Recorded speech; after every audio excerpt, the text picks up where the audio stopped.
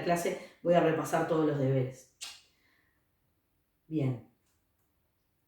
Quería mostrarles solamente 2 ejercicios divertidos del Oulipo.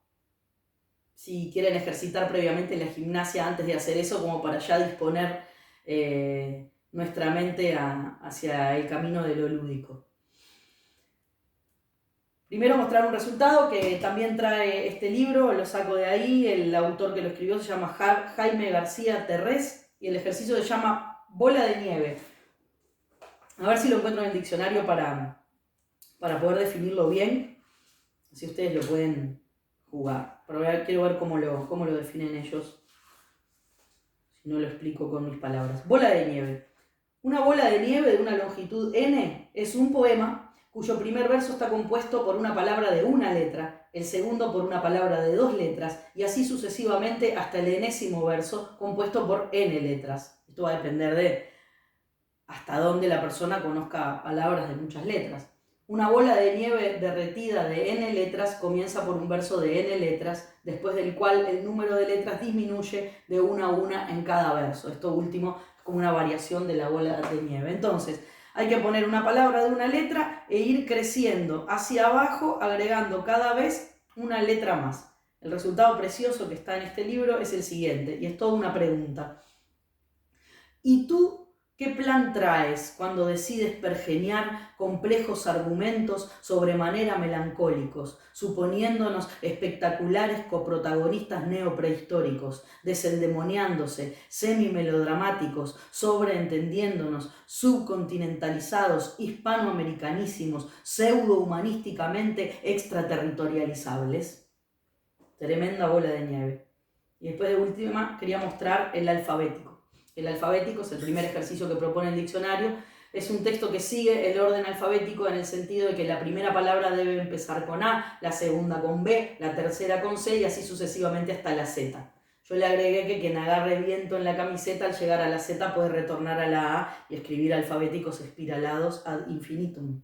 Yo escribí uno antes de empezar la clase porque no tenía de dónde mostrar el ejemplo.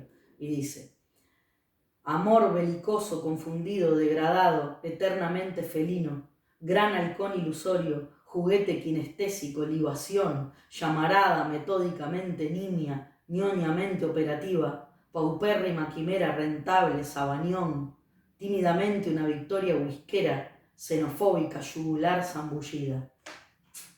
Muy bien, voy a volver al PDF que estábamos trabajando. Quedan todos estos ejercicios para hacer. Se pueden desafiar con un lipograma de la vaca. Se pueden hacer una bola de nieve, tema libre. Pueden hacer un alfabético, tema libre. Y después, título para la idea, breve párrafo reseña, 5 variaciones de la reseña. Continuamos.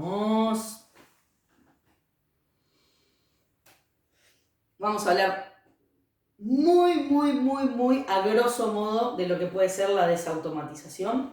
El concepto de desautomatización. El señor de la foto es ni más ni menos que el enorme poeta peruano César Vallejo. Y aquí abajo hay un verso que da inicio a uno de sus poemas más conocidos. Un hombre pasa con un pan al hombro, que es uno de mis poemas preferidos.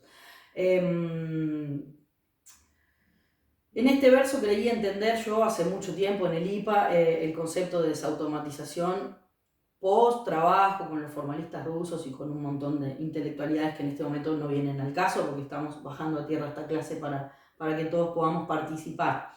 Por eso voy a explicar el concepto de desautomatización a grosso modo y decir que algo me desautomatiza cuando rompe mi rutina, cuando rompe mi mirada y mi sensibilidad automática con respecto a las cosas, cuando algo genera una ruptura, una grieta, un pliegue que hace que yo me sacuda, reciba un sacudimiento que no solamente es intelectual, también es emocional, también es existencial, algo que me hace frenar, me sacude, rompe el automatismo de mi forma de ver las cosas, rompe la costumbre y me genera una reflexión existencial que puede no llevarnos más que milésimas de segundo o mucho menos, pero lo genera.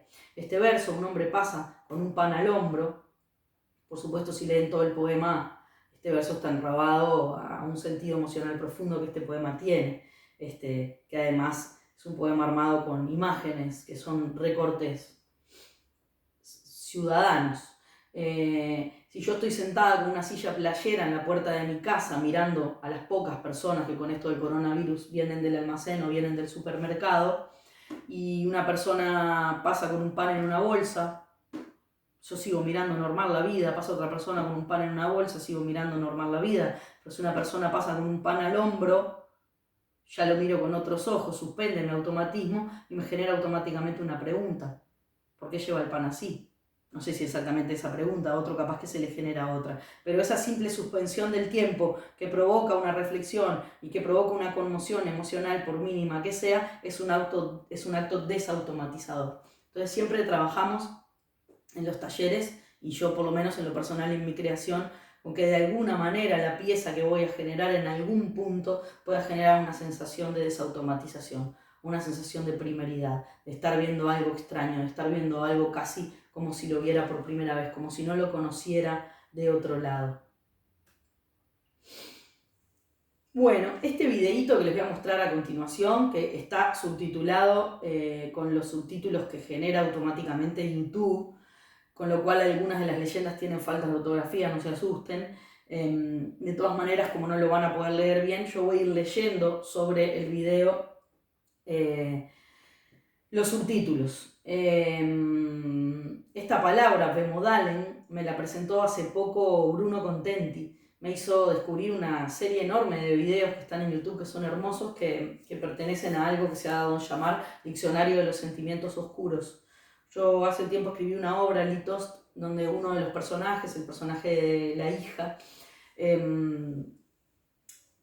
era coleccionista de palabras que solo existen en un idioma, que no tienen traducción a ningún otro. Me hubiera encantado conocer esto antes de escribir esa obra, menos mal, porque si no la obra hubiera durado como 3 o 4 horas. Bueno, igual ahora están de moda las obras de larga duración. Pero lo conocí después, pero ya estaba en contacto con este tipo de vocablos y por eso me gustó tanto.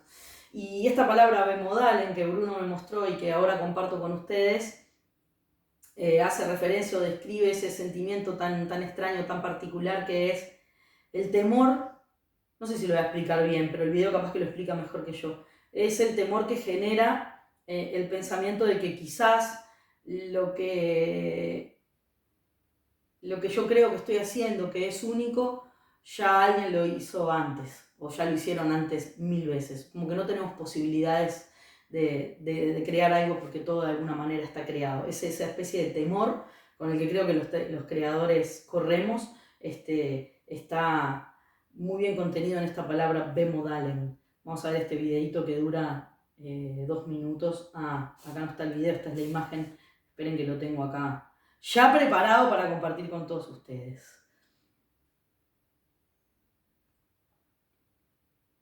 Aumento. Ustedes no me miren a mí, miren la imagen si es que se ve bien.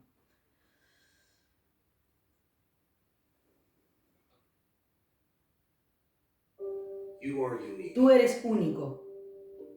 Y hay otros 7.000 millones así de únicos como tú. Cada uno de nosotros es diferente con algún nuevo ángulo en el mundo. Pero ¿qué significa si las vidas que estamos arduamente moldeando a mano, todas terminan teniendo el mismo aspecto, fácilmente reemplazadas por miles de otras idénticas?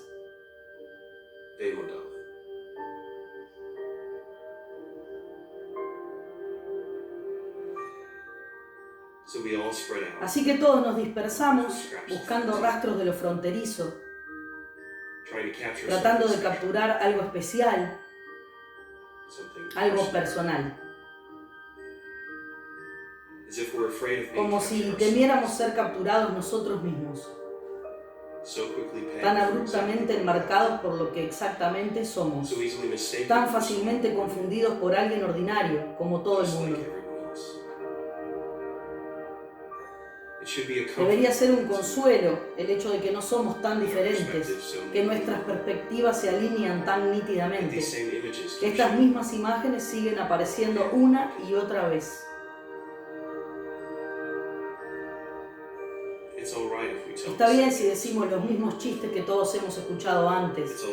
Está bien si volvemos a hacer las mismas películas. Está bien si seguimos diciendo las mismas frases entre nosotros, como si nunca hubieran sido pronunciadas antes. La poderosa pieza sigue y tú contribuirás con un verso. Y tú y yo y otros 7.000 millones dejaremos nuestra marca en este mundo que hemos heredado. Pero si al final nos encontramos sin nada que decir, nada nuevo que añadir, inútilmente trazando el esbozo dejado por otros hace mucho tiempo, será como si nunca hubiéramos estado aquí en realidad. Esto a su vez ha sido dicho muchas veces antes. La poderosa pieza sigue y cuando llegue tu señal, dices tu línea.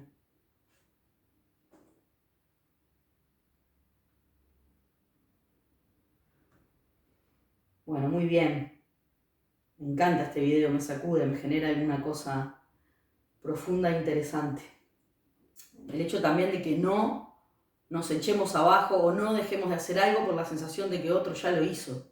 No importa, me cago en lo que ya se hizo y no me cago y lo uso al mismo tiempo. Entonces acá entramos en eso y seguimos hermanándonos un poco con el Oulipo.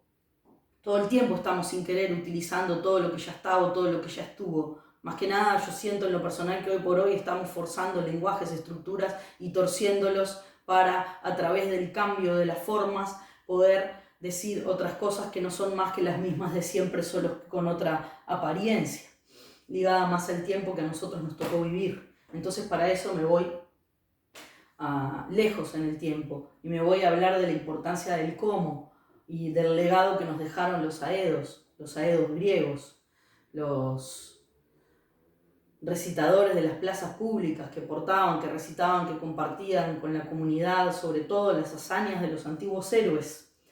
Lo interesante de esto, muchísimas cosas interesantes habría para hablar de esto, de los aedos y obviamente de la antigua Grecia, pero cuando las gestas épicas no estaban todavía asentadas por escrito, el aedo y su recitación era el contacto que la gente podía tener con esas historias pasadas que bastante tenían de mítico, pero bastante tenían de real también. El hecho que poderosamente me llamó siempre a mí la atención es que la mayoría de la gente que concurría a esas recitaciones ya conocía todas las historias que los aedos tenían para recitar. Ya sabían cómo había muerto Aquiles, qué había pasado con Odiseo, qué había pasado con Agamenón, cómo era la historia de París y Helena de Troya. Conocían todo lo que el aedo tuviera para decirle, por qué iban. Entonces lo importante no era el qué, lo importante no es lo que el aedo tiene para decir, sino que lo importante es cómo el aedo lo va a contar esta vez. Hay algo en la forma, hay algo en la estructura, hay algo en lo personal que cada uno puede ponerle a determinado concepto o a determinada temática, que es lo que hace que ese momento sea único y que más allá de que se esté hablando de lo mismo, ahora se está hablando de lo mismo a la manera de ese aedo en particular. O sea, que la pieza que cualquiera de ustedes tenga ganas de escribir no va a ser igual a ninguna otra, porque va a ser la de ustedes. Bien, seguimos atrás en el tiempo y yo puse acá, dicen que Heráclito dijo, porque nunca vamos a saber si Heráclito dijo o no dijo, sin conflicto no hay movimiento. Esto se emparenta mucho con lo que van a decir muchísimos teóricos del teatro. Yo se lo he escuchado decir mucho a Mauricio Cartún, ¿no? El germen del teatro es la acción, es el conflicto. Para que haya conflicto tiene que haber por lo menos dos fuerzas en pugna y que el teatro de alguna manera debe ser siempre violento. Violento en el sentido de que siempre hay mínimamente dos fuerzas que están tirando para lugares opuestos. Y según Heráclito, sin conflicto no hay movimiento, o sea que el origen de cualquier acción parte de un conflicto. Heráclito lo metaforiza o lo explica a través de la imagen del arco y la flecha, que dice, lejos de que la armonía se genera a través de la eliminación de las tensiones, todo lo contrario, dice Heráclito, no hay armonía más perfecta que la de un arco cuando la flecha está en su punto máximo de tensión para ser tirada contra la diana, contra el blanco, ¿no? Es necesario que estén tensadas ambas fuerzas opuestas y cuanto más al límite se lleve la oposición de las fuerzas, entonces más armónico será el movimiento, más veloz volará la flecha y más lejos va a llegar y más duro se va a clavar en el blanco, si es que se le invoca al blanco. Para eso me emparento también con lo que Mauricio Cartún también propone o comenta o comparte. Por suerte es una persona muy generosa que comparte mucho de su proceso creativo y ustedes pueden encontrar miles de conferencias, de charlas, de entrevistas, de clases de Mauricio Cartún en YouTube al alcance de todo el mundo. A mí me han sido muy ricas, como también las de Ricardo Bertizzi, Sanchi Sinisterra y muchos otros con los que pueden emparentarse acá nomás, en las redes, en la cuarentena. Entonces él habla siempre de que sus creaciones dan inicio siempre con una imagen dramática, una imagen que en sí misma contiene al mínimo una oposición de dos fuerzas o una contradicción interesante o algo que no cuadra demasiado. Entonces esta imagen que me resulta muy divertida, sobre todo la imagen de allá de la izquierda, tenemos dos imágenes de soldaditos de plástico que más o menos son conocidos para la mayoría de nosotros. Y de este lado derecho de la imagen tenemos un montón de soldaditos. ¿Cuántos son? Tenemos 9 soldaditos que están en posiciones de guerra, que están en una postura bélica, en una postura violenta, prontos para el ataque, a punto de tirar una cosa, preparando el arma, en posición de combate. Esto no nos genera ningún interés. Capaz que algún coleccionista de soldaditos o capaz que algún enamorado de las guerras y las batallas. Para mí no tiene interés teatral en sí, porque es obvia y previsible la imagen. Son soldados que están preparándose para una batalla o que están en acción en una batalla. Sin embargo, del otro lado,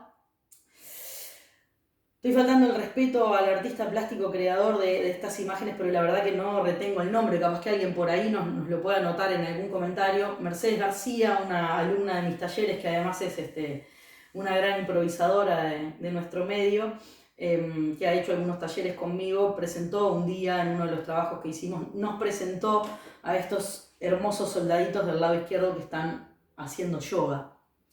Y a mí me pareció un gran ejemplo para compartirte lo que puede ser una imagen dramática. Yo miro a estos soldaditos haciendo yoga y me desautomatizan, volviendo a Vallejo. Me generan no solo una enorme simpatía, sino que además me generan una extrañeza, me generan una cantidad de interrogantes, me generan a mí en lo personal algún tipo de ilusión, algún tipo de esperanza y una enorme contradicción. Pero siento que esta imagen en sí misma contiene un combate, contiene y manifiesta un desacuerdo con el mundo, una expectativa. Entonces yo pienso, si yo ingreso a una sala teatral y estos son 8, y hay 8 actores vestidos de soldados y me los encuentro apuntando con armas, no sé si me despertará el mismo interés que si entro y los 8 actores vestidos de soldados están haciendo yoga, porque yo quiero saber qué va a pasar, quiero saber por qué están haciendo yoga, o por lo menos quiero, si no soy de las que intentan saber el porqué de todo, por lo menos quiero abrazarme a la emoción que en ese momento me están despertando esos soldados haciendo una actividad que camina en el canal contrario de la violencia. Bien. Tensar, entonces, tensar es uno de los ejercicios que vamos a hacer a continuación. Antes vamos a agregarle a las 5 variaciones que ustedes hicieron, anoten, escriban, descarguen, graben una imagen dramática de la cual podamos partir. Una imagen que ustedes vean, visualicen, venga a ustedes, que puede dar inicio a la pieza o que puede andar flotando en algún lugar de la pieza o que puede incluso nunca aparecer, pero que puede dar un germen del cual podamos emocionalmente pegar un salto hacia lo creativo. Una imagen dramática, una imagen que contenga una contradicción, una lucha de dos fuerzas en pugna, que exprese un desacuerdo con el mundo, que genere una incomodidad, una simpatía, una extrañeza, lo que quieran, pero que parta de una acción, aunque sea una imagen estática, que contenga una acción, un movimiento en sí misma, como podían ser esos soldaditos de yoga que estaban recién. Descríbanla si pueden, pero si no, por lo menos ténganla dentro de ustedes. Tensar la idea, pongo mi voz, es la red que tejo. Esto lo he escuchado conversar en algún taller que he tomado, por suerte he tenido esa suerte de tomar con Gabriel Calderón algunos talleres que me han resultado sumamente nutritivos y que los recomiendo muchísimo. Y también me he dado cuenta que esto de tejer la red de las tensiones es algo que yo intuitivamente he ido aplicando en la creación de mis obras. Solo voy a poner algún ejemplo, y también lo he visto en lo personal sin nunca charlarlo con él, pero en el estudio que he hecho yo de las obras de Santiago Sanguinetti, que también compartimos en nuestros talleres, sobre todo la obra de, bueno, se la apoda Los Cascos Azules, no me sale en este momento el nombre enorme de los títulos que pone Santiago, sobre la teoría del eterno retorno aplicada a la revolución en el Caribe, que forma parte de una trilogía, junto con Contra la existencia de vida inteligente en el cono sur, y la otra, Breve apología del caos por exceso de testosterona en las calles de Manhattan. No sé si dije bien el título de la segunda, pero estas son las obras que trabajamos a veces en mis talleres, y en las que también creo ver esto de que una voz única, personal, cuando podemos identificar, es decir, esta obra es de Santiago, esta obra es de Gabriel, o de Menecucho García, o de Jimena. Es una voz que se alza, que no está puesta sola en la poética o en la forma de decir, sino que es una poética que se arma en una red que se teje entre varios puntos que operan en tensión. Y yo siempre pongo el ejemplo de la cartelera del investigador policial, ¿no? Que no puede deducir el crimen, que tiene muchas pistas a la vista, entonces en una cartelera de corcho pone la foto de una viejita que es sospechosa, pero también pone una bolsa de bolitas que apareció en la escena del crimen y que nadie consigue entender qué hacían ahí, y también sabe, pero no entiende por qué, que tiene algo que ver la Biblia, porque también la encontró en un lugar, o una pista le induce a creer eso, entonces pone en la cartelera la viejita, las bolitas y la Biblia, y lo que hace es noches y días mirar esa cartelera hasta que logra tensar la red y construir en su mente la historia, donde esas tres cosas que parecen no tener nada que ver, tienen mucho que ver, y pueden estar operando juntas al mismo tiempo. En lo que parecía a priori un caos se convierte en un orden. Entonces, esto de la red queda el nacimiento de la voz. Yo lo ejemplifico. Si alguien vio mi obra, La refinada estética de los hijos de puta, yo ahí tenía ganas de trabajar tres cosas diferentes. No sabía si hacer tres obras diferentes. En una quería trabajar el tema de qué pasa si en una familia sus miembros no se quieren, realmente no se quieren. Cada uno de los miembros de esa familia sabe que no quiere al otro, que no desarrolló la empatía, que esa familia tiene esa carencia emocional, que esto está basado en una historia que no voy a contar, pero que sí conocí de alguien que le pasó con su hijo, que no lograba generar la empatía, que sentía que no lo quería. Me pareció fuertísimo, entonces quise expresarme con respecto a eso, una familia con falta de empatía, donde ninguno de los miembros nunca jamás le comunica al resto de la familia que no los quiere, que no ha desarrollado ese vínculo, conviven como si eso no pasara, pero el vínculo no existe. Por otro lado, hace añares, Damián Koala, también un compañero ahí del medio teatral, andaba con una idea de hacer una obra sobre el hikikomori. Hikikomori es una enfermedad de los adolescentes japoneses que ahora lamentablemente se está expandiendo, que consiste en que ante el fracaso escolar muchísimos adolescentes japoneses se encierran en una habitación de su casa. La mayoría se encierra en su cuarto, pero hay quienes se han encerrado en la cocina y no vuelven a salir nunca más. Pero no es una enfermedad personal, es una enfermedad familiar, es patológica de la familia. La familia niega la existencia de un hikikomori en su hogar. Incluso vi algunos documentales donde, por ejemplo, vi una familia donde el hikikomori se había encerrado en la cocina, entonces la familia se había hecho construir otra cocina más adelante, tapando la otra cocina, una ventanita donde le pasaba comida al hikikomori, que además tiene otra ventanita para afuera, hace su vida toda digitalmente, pide comida, compra por internet, bueno, casi todos fanáticos de los videojuegos, etcétera, no importa. Pero también quería trabajar con esa idea de un hijo que en un momento se encierra en una habitación del hogar y nunca más vuelve a salir. Esa era otra obra para mí. Y en otra obra quería trabajar con el concepto de club, con el concepto de piscina, etcétera. Hasta un momento que me di cuenta que esas tres cosas podían formar parte de la misma obra, y quien haya visto mi obra, La refinada estética de los hijos de puta, ve que la estética de la piscina y del club está jugando, los actores están duchando antes de ir a jugar esa especie de partido, de competencia que se va a jugar adentro de un tatami celeste que armamos en el piso. Cada uno de los miembros de esa familia tiene un jogging, un equipo deportivo, en el que notoriamente por los colores, por la grifa, forman parte del mismo cuadro, pero cada uno jugando en una disciplina diferente, entra en esa contienda donde se va a dar esa lucha. Esta familia de gente que no tiene empatía, donde ninguno de sus miembros se quieren, que esto en la pieza se lo legalizan al público, pero nunca para adentro. Entonces, cada tanto algún personaje sale y le cuenta al público esta falta de empatía de cómo ha sido su vida. Cuando vuelve resignificado ese personaje a los ojos del público.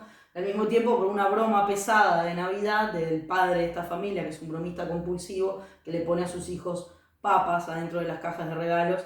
Ellos abren con mucha ilusión y encuentran una papa. Después te enterás que esto él lo viene haciendo hace muchísimos años. Siempre piensan que no lo va a volver a hacer.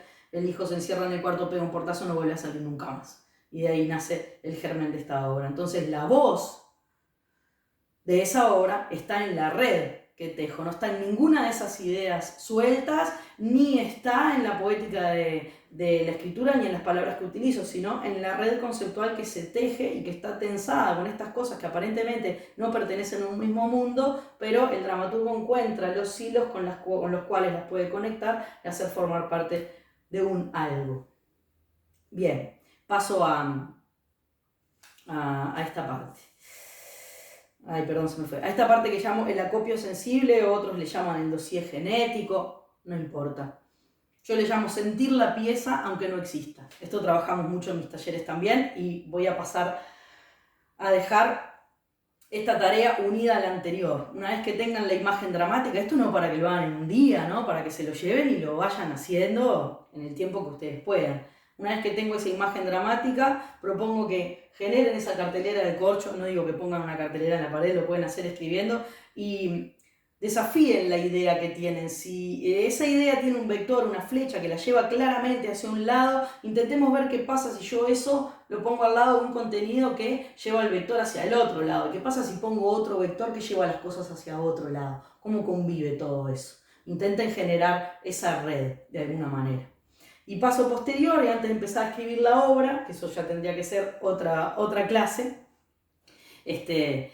vamos a hablar un poco del acopio sensible, de sentir la pieza aunque no exista. Como decía yo al principio, hay una pieza en mí, hay una pieza dentro de todos nosotros. Es simplemente rascar, sentirla y descubrirla. Entonces sentir la pieza emocionalmente aunque no exista, no sentirla a través de la escritura, sino sentirla a través de otras cosas, de texturas, de colores, de perfumes, de música, de un montón de elementos que de alguna manera la intuición me dice que forman o podrían formar parte de ese mundo que está por crearse pero que todavía no ha nacido. Como si yo ahora llegara a una casa, esta estatuilla no fuera mía y yo dijera, esta estatuilla me genera algo, me genera un dolor de estómago, me evoca olores, me hace sentir que forma parte de este mundo que yo quiero construir. Me la voy a llevar, no, mentira, no la voy a robar, pero le voy a sacar una foto porque entiendo que de alguna manera esto está jugando en ese mundo que yo quiero crear, entonces lo voy a poner adentro de mi carpeta de dossier genético o adentro de mi caja o adentro de mi agenda. Depende. Hay gente que hace este acopio sensible digitalmente, nosotros en el taller lo hacemos adentro de cajas, robándole un poco o jugando a ser este artista plástico increíble que también tuve la fortuna de conocer en una de las hermosas clases de Sergio Blanco a las que pude concurrir el año pasado, relativas al mundo de decirse a sí mismo, ¿no? Él trabajó todo con actores que han desarrollado escrituras y pinturas del sí, ¿no? Que están hablando de ellos, que ellos están ahí. Esta fotografía está tomada desde arriba de una caja abierta, es un autorretrato que este artista plástico llamado Arman, lo pueden buscar, Arman, es difícil porque si buscas cajas Arman, te aparecen una serie de tutoriales para armar cajas, entonces busquen artista plástico Arman y conózcanlo. Él trabaja mucho con la acumulación sensible. Esto tiene muchísimo que ver con lo biográfico, no me quiero extender acá, pero estos violines en combustión, violines quemados, tienen mucho que ver con él, los deportes extremos también, bueno, las brochas, ni que hablar, porque es un artista plástico. Allá, como ven, también están libros, está Ubu, muchas otras cosas, hay algunas revistas, unos anteojos, un teléfono, y acá abajo esto Sergio Blanco lo compartió con nosotros. Abajo a la derecha, donde suelen estar las firmas, está la sombra del artista legalizando su zona oscura porque está firmando con psicofármacos. No viene al caso de esto. Acá hay otras cajas Arman como para que vean, algunas son un poco más ordenadas, otras como la de la punta son un poco más caóticas. La propuesta es que ustedes armen su propia caja genética de la pieza que ustedes están sintiendo, que llenen esa caja con libros, texturas, papeles, canciones, elementos, escrituras propias o ajenas, prendas, pedazos de cosas, tierra, hojas de árboles, lo que a ustedes se les ocurra, que de alguna manera ustedes sientan que están vibrando en resonancia con ese universo que ustedes tienen dentro y que desde algún lugar esa idea que les está hablando y que en algún momento van a dar a luz. Ese es otro ejercicio que propongo, generar el dossier genético. Bien, después rápidamente, simplemente explicar el concepto pragmático de un palimpsesto. En la Edad Media eran caras las superficies donde se dejaban los textos instalados por escrito. Algunas de ellas eran cueros, otras papiros, entonces lo que se hacía como práctica cuando un texto caía en desuso, cuando ya no era necesario, se raspaba esa superficie sobre la que estaba ese texto escrito, se la raspaba y sobre esa raspadura se imprimía, se escribía un nuevo texto. Entonces se le llama palimpsesto a un texto cuya escritura tiene debajo las huellas de escrituras anteriores. Metafóricamente es hermoso este concepto. Acá abajo puse plagiarios por anticipación, recordando lo que hablamos del oblipo. A mí lo que me interesa en esto, estoy tratando como de descontracturar con lo del bemodalen, con lo de que la creación está al alcance de todos, que todos tenemos una obra dentro, que hagamos lo que hagamos, posiblemente ya va a estar hecho, pero va a ser lo propio. Eso es lo importante, hacer lo propio, ser fiel a lo propio. Es un poco simpáticamente lo digo, legalizar el plagio, sacarle peso a lo que ya está, a lo que ya se hizo, continuamente, queramos o no queramos. Estamos escribiendo un texto que está escrito, parado, sentado, acostado sobre una larguísima historia de otros textos que están operando sobre nosotros, aunque sea inconscientemente todo el tiempo. No solamente sobre los textos que creamos, sino además sobre nuestro cuerpo. También nuestro cuerpo trae consigo arrastrada la historia de textos escritos antes por otros cuerpos. Así que tranqui con eso. Bien, por otro lado, y volviendo al principio a las listas de Perec, propongo ahora, luego de realizado el dossier genético, que a través de todo lo que se ha sentido, se ha bajado a tierra en estos ejercicios que hicimos, generar unos listados. Los pueden hacer tan largos como quieran. Yo aconsejo no menos de 50 ítems para llevar adelante este listado. Empezar a pensar qué opinión contiene mi obra, qué desacuerdo con el mundo está expresando mi pieza, desde qué incomodidad estoy hablando. Entonces preguntarnos con qué obras discute la mía. ¿Con qué obras discute la mía? Esto lo pongo porque también en una especie de conversatorio que hicimos hace tiempo, que participó Gustavo Bouza, Santiago Sanguinetti, Gabriel Calderón y yo, que lo organizó Leonardo Flamia para el semanario Voces hace un tiempo, Gabriel decía que lo interesante para él era dar el debate con la obra, que cuando alguien le discutía alguna cuestión teatral, él decía, bueno, quiero ver la obra, ¿no? Qué lugar más interesante para dar una discusión sobre el mundo que la obra. Entonces pensar un poco, ¿con qué obras discute la mía? Hablando de esto de los palimpsestos, ¿qué obras son madre de la mía? ¿Qué obras son hermanas de la mía? ¿Qué obras son amigas de la mía? ¿Qué obras jamás podrían ser amigas de la mía? Etcétera. Y podemos realizar los listados de esto. Pero antes, realizar un listado más sencillo que diga, esta pieza, y poner 50 ítems que se nos vengan emocionalmente a la cabeza de lo que esta pieza es, dice, puede ser, lo que esta pieza me hace sentir, háganlo tan libre como ustedes quieran. Esta pieza, 50 cosas.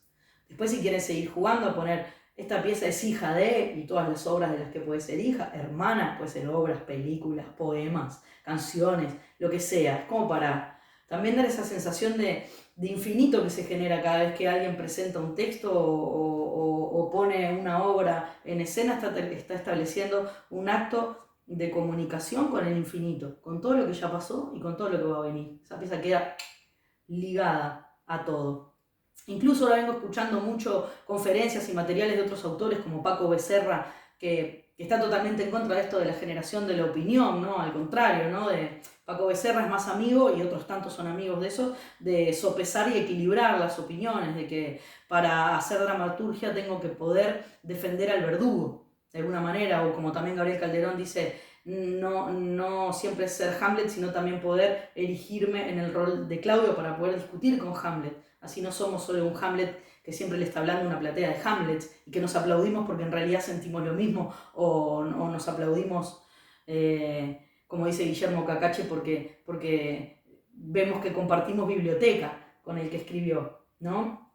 Entonces, por ejemplo, Paco Becerra opina que no hay que opinar, sino que hay que dejar oculta la opinión y sopesar un poco las dos cosas, pero en mi opinión opino que eso también es opinar, o sea que decidir no opinar también es opinar en una pieza.